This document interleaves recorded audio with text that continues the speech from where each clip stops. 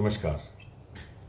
हम सब बचत तो करते हैं, परंतु अगर उस बचत को सही ढंग से सोच समझ कर किया जाए तो शायद आपका भविष्य आर्थिक रूप से बहुत अच्छा हो सकता है। हमारी ज़िंदगी में बहुत सारी इमरजेंसीज आ सकती हैं।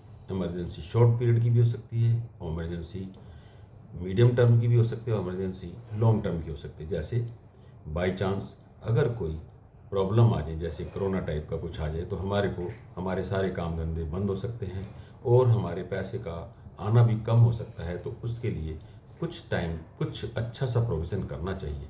कुछ अमाउंट का हमारे को कैश घर में रखना चाहिए, कुछ बैंक में रखना चाहिए, ताकि वो समय जो कि 2 3 4 6 महीने भी हो सकते हैं, उसके लिए हम तैयार होकर रहें।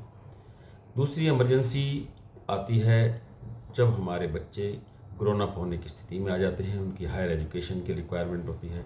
तो उस टाइम जब हम उस स्टेज पर पहुंच जाते हैं बच्चे, तो उस टाइम एकदम फंड की ज़रूरत पड़ती है। और आज के समय में जैसा कि हम देख रहे हैं कि एजुकेशन पर अगर हम खर्च को देखें तो वो बढ़ रहा है, हर साल बढ़ रहा है। आज की डेट में अगर कोई भी हम प्रोफेशन लें, डॉक्टर का लें, इंजीनियर का लें, या एडवोकेट का लें, या कोई भी सॉफ्टवेयर इंजीनियर का लें, तो आज की डेट में कितना खर्चा होता है आप समझ सकते हैं। 15 लाख, 20 लाख, 50 लाख आज की डेट में भी हैं।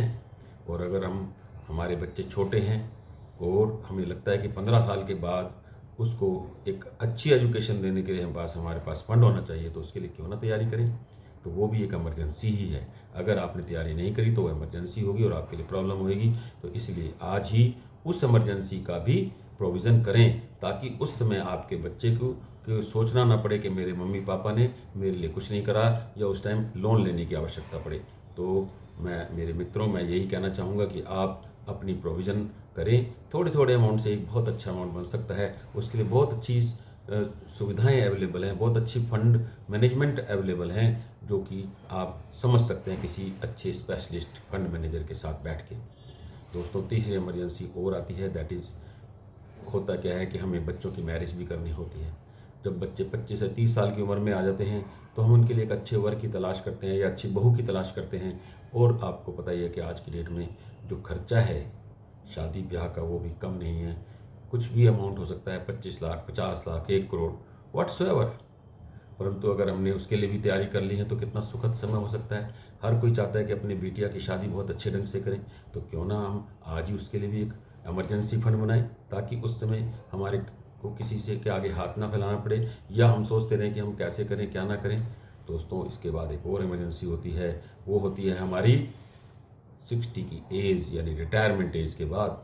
अगर हमने उसके लिए प्रोविज़न नहीं किया तो आगे का जो गोल्डन ईयर कहते हैं जिसको, वो आपका बिल्कुल बेकार हो जाएगा और आपको औरों के आगे हाथ पसारना पड़ेगा या मुंह ताकना पड़ेगा कि हम कैसे अपना प्रोविज़न करें। तो क्यों ना उसके लिए एक अच्छा प्रोविज़न करें, ताकि आप उस ज़िंदगी को बहुत अच्छे ढंग से जिएँ, हंसी खुशी जिएँ, और आपको पता भी नहीं लगे कि आपकी रिटायरमेंट लाइफ कैसे बीत गई।